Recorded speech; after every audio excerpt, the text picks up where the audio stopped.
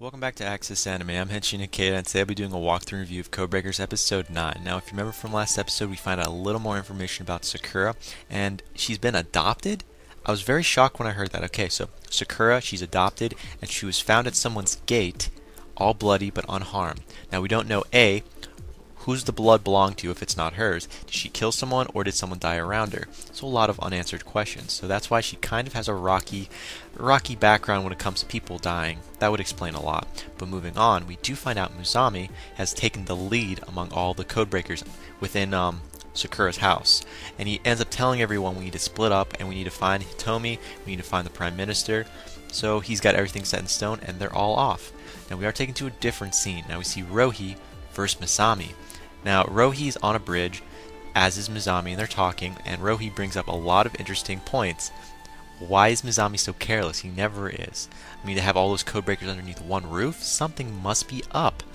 And Muzami breaks, and we see the true Muzami. We do. And I was all super psyched about this, because we get to see Rohi versus Muzami. They're fighting on a bridge. We see explosions in the background, a building explode, but we don't get to see a fight.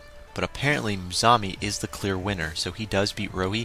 Now we don't know if Rohi is alive or not, because in this episode we actually get to see Muzami's bike being destroyed, but we don't see a body. If you don't see a body, that usually means that character is alive or not. But we're playing with the assumption that Rohi is probably alive. We just don't know where or when, and we don't know Muzami's true angle. I still think he's got something else underneath his sleeve. But sorry, I digress. Moving on. Again, Muzami is the clear winner, and Rohi is either dead or missing. We are taken to a different scene, and we see Muzami yet again, but he runs into Sakura, which has apparently lost track of Ogami, and he comes up with an interesting lie. Muzami ends up telling Sakura that Ogami is looking for her, and that he's in one of the abandoned buildings he actually takes her to. She comes under the false delusion that she's being accepted into the Codebreaker community and assumes, Muzami's taking her to one of their bases or headquarters of operation, which is so much of a farce. I started laughing in general, because if she was a blonde, there would be a joke waiting for her. Just putting that out there. But moving on. We do find out Hitomi is in the abandoned building, and apparently Muzami is using Sakura as an offering, and she's being kidnapped. That was his way into Hitomi's group. That's what I got from last episode, but again, that's last episode, and this is a new episode, so let's dive right in. And again, I'll hold my final thoughts on my rating at the end of the clip, so stay tuned, but let's dive right in. Now, we open up this episode somewhat in a different scene. We see Ogami talking to Miss Konda, and it's basically just they're doing an update on all the explosions that are happening throughout the city, and it's been pointed out that it has to be Hitomi. No doubt, it's Hitomi. It has to be Hitomi. Now we're taken to a different scene. Now we see Hitomi, and he's watching the news.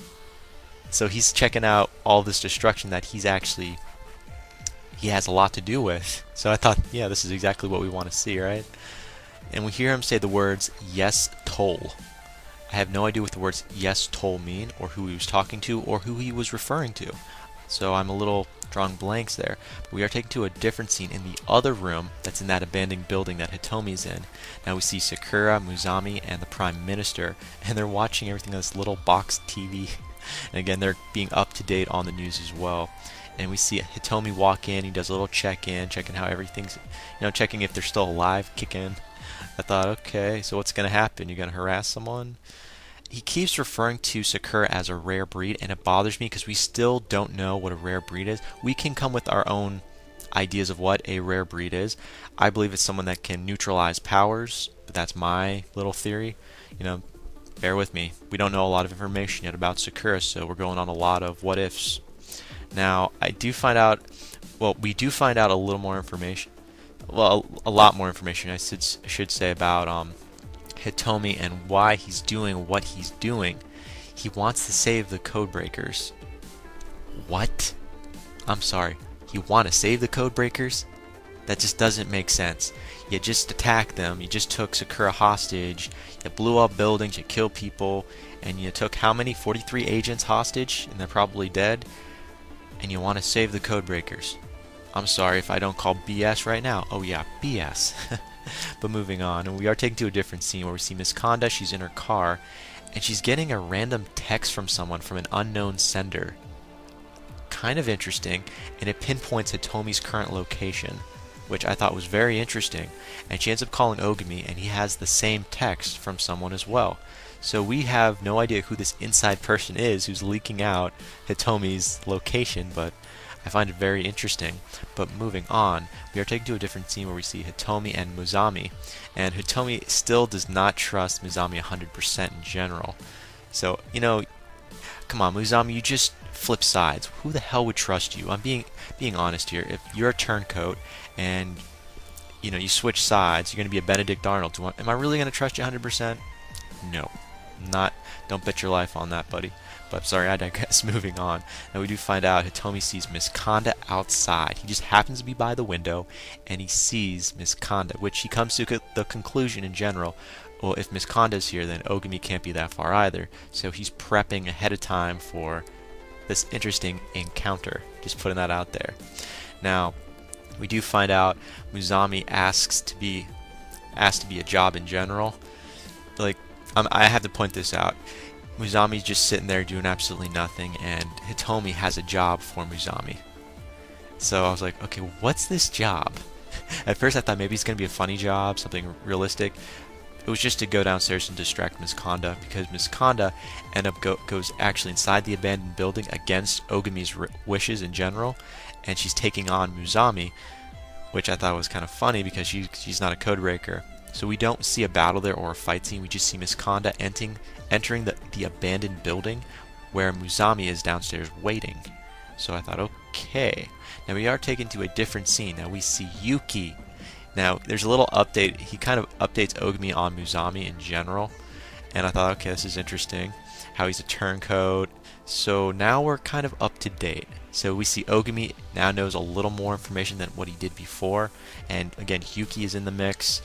Now we are taken to a different scene.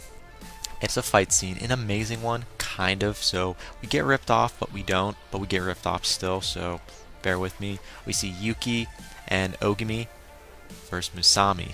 Now we don't know where Miss Kanda is, but that's the battle. We've got 3 codebreakers, 2 versus 1, an amazing turnout. Now I'm just interested because Muzami is codebreaker number 2. Everyone else is below him, so I'm wondering what's gonna happen. It's like, what's gonna happen? Now we see Yuki. I don't know why this kind of spun out the way it did, but Yuki ends up just battling Muzami, and he ends up letting, Ogami go upstairs to find Miss Kanda and everyone else. So it was kind of a different turn of events. I thought it was going to be a spread out battle. Like I said, we got ripped off. But it was an amazing, while we were watching the fight, it wasn't too bad. It could have been better. That's all I'm just saying. Could have been better. Sorry. Now we do see Ogami actually head upstairs, and I thought he was going to be attacked on the steps, the stairway. No, he wasn't attacked in general. But we are taken to a different scene where we do see Miss Kanda. And I have no idea why she's pulling a gun on Ogami yet. But we keep going a little further, and we find out Hitomi has used his power on Miss Kanda. So she has no control over her functions, her bodily functions, her brain. She's under his control, and she's just shooting at Ogami every so often. And it's just, wow. I didn't see this coming. This is what I call planned out. I mean, we knew what he was capable of doing, but actually seeing it yet again a second time was definitely worth it. Sorry, I digress. We do see Miss Kanda, and this is how the whole plan's out. Hitomi not brainwash, but he uses his power on Miss Kanda, and the thing is, she's going to keep shooting Ogami with the gun. Now, here's the catch.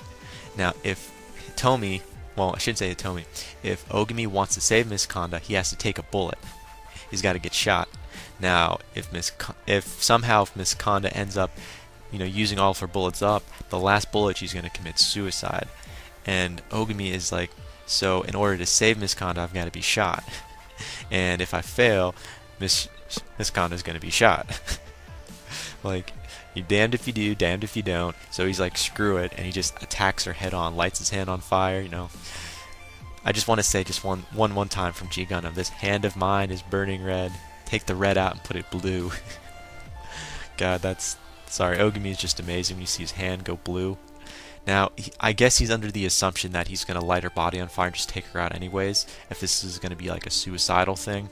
Even though she's not suicidal, she's doing it against her will, so she's going to keep firing her gun until there's no bullets left, well, until there's 1 bullet left, and then if Ogami isn't shot by then, she's gonna take her life, or at least Hitomi's gonna take her life, even though he's not really doing anything. He just put like his powers in her that's gonna make her do it. Sorry, I digress. Moving on. Now we do see Sakura. She ends up jumping in at the last moment after her dog, that little puppy, frees her, and we see a flash, a glowingness. I guess this is why she's a rare breed, because she absorbs, I assume she absorbs either Hitomi's power or Ogami's power or both, but either way, Miss Kanda comes out on top and she's okay. So that was kind of unexpected. I'll say that, very unexpected, so I didn't really see this coming. But moving on, we do find out a little interesting information about Hitomi in those really messed up freaking clocks that I pointed out in last episode that are on the wall. Ironically, each clock represents a former codebreaker that is no longer living. So I was like, okay, what's the relevance? Well, if you remember the CIA in the US, when a agent goes missing that's, you know, on duty or is on a mission or whatnot, and, you know, the name can't be, no one can know the name, they have a star, a blank star up on their wall. That's how they keep track of one of their fallen. Well, Hitomi keeps up the same way. If one of the codebreakers dies, he's got one of their clocks up on the wall with the exact time they died. So I thought that was definitely very interesting. Kind of a little emotional in my opinion. There's a little drama somewhat behind that. And we find out that was, again, I didn't see this really coming like that, because I didn't see Hitomi as an emotional type. But I mean, they received no gravestones, nothing. All these codebreakers they died without being recognized, and that's kind of cold in my opinion. So Eden and the Prime Minister didn't even bother giving them their own grave?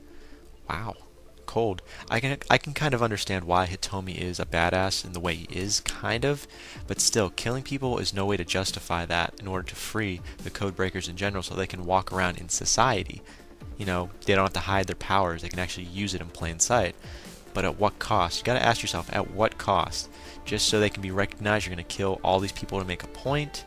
Sorry, I don't see the justification in that at all whatsoever. Now, we are taken to a different scene, and again, I should point out, Hitomi is trying to explain a lot of different things all at once, and eventually he throws Sakura's dog at her, because at one point in time, Sakura thinks that Hitomi was gonna kill her dog, but no, that doesn't happen. But anyways, we do find out that he wants to save the codebreakers. Hitomi wants to save the codebreakers. That is his ultimate goal. He wants to save the codebreakers from Eden, from the Prime Minister. I'm like, what? I'm sorry.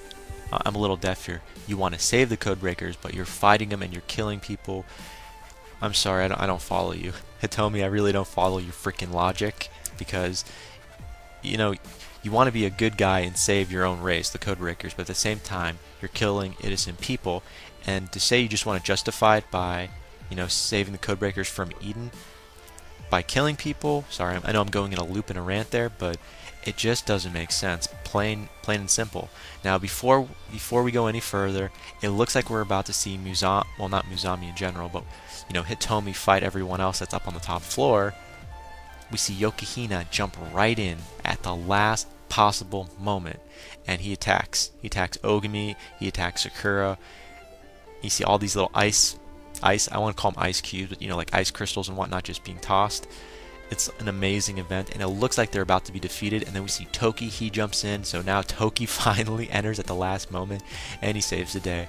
But sadly, we do see Yukihina end up leaving with the Prime Minister, and again, Hitomi already left before them, so they're already out, and we don't know why Toki decided to come in the last moment, but he did, so I guess that's a good thing. And at the same time, we find out the whole building is encased with explosives, and Yukihina decides to give them a heads up. Why? Why give them a heads up if they're that easy of a target? There's got to be logic behind that. I'm just pointing that out. And again, we do see Mizami and Hiyuki. Their battle is put on hold, so we do see Mizami end up leaving in general, so he's no longer in the building. I don't know if Yuki is still in the building or not. We just know their battle has been put on hold, that little fight. Yeah, we didn't even get to see it in general. That's what kind of sucked. But again, that's where we end. Now, the last part of the episode is seeing Sakura running after Yukihina in general. So Sakura is no longer with Ogami or Miss Kanda, and Miss Kanda is free, by the way. But again, she runs off after Yukihina and Hitomi, And we find out, again, this is the last thing we get to see, the last scene in general, is Sakura in the car with Hitomi and Yukihina protecting the Prime Minister. So she's still being held hostage now because she decided to become the airhead she is and, you know, save the Prime Minister. But again, that's where the episode ends. Final thoughts? Okay, first final thought, who ended up calling Miss Kanda and Ogami? Who was the anonymous texter in general? Who contacted them with Hitomi's location? I think it might be Yukihina, maybe, or Mizami. I don't know. But it's kind of what if right now. It's like we really don't know. It's like what if it could be this person? What if it could be this person? We don't know. But I would love to find out though. Now as for Yukihina, why would you give Ogami and Sakura a heads up that you had the whole building encased with explosives? Were you trying to give them a chance to not die? Are you their savior? I'm just putting this out there. Why would you tell them that you encased the whole building with bombs, with explosives, unless you have ulterior motives? Are you like a turncoat? Are you actually on the good side? And is Rohi still alive? Maybe Rohi was the one that gave the location out. I had a theory. Like I said, my theory in the last episode, when we see Rohi die, I think Rohi was not killed. I think maybe Mizami spared her.